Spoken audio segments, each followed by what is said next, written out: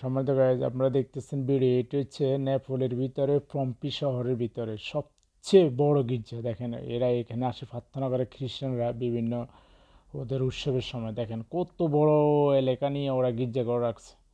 দেখেন কোনো একটা পুলিশ নাই, কিচ্ছু নাই, একটা সিকিউরিটি গার্ড পর্যন্ত দেয় নাই। দেখেন ওরা এখানে ধর্মীয় উৎসব পালন করে।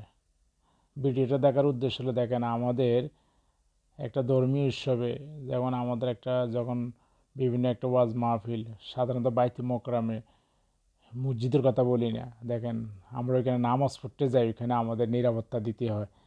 মানে আমরা যে মুসলমান জাতি হিসেবে কত ছোট হইতেছি সারা পৃথিবীর মানুষের কাছে। ওরা আমাদেরকে বলে তোরা প্রার্থনা করস, ওইখানে তোদেরকে নিরাপত্তা দিতে হয় কেন? দেখেন আমাদেরকে তো কোনো নিরাপত্তা দেয় না।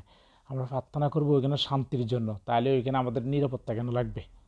দেখেন এই প্রশ্ন যদি ওরা আমাদেরকে বলে উত্তর দেওয়া যায়, ওই কারণে আপনাদেরকে ভিডিও দেখালাম। দেখেন একটা সিকিউরিটি গার্ড পর্যন্ত ওরা নিরাপত্তা দিয়ে নেই।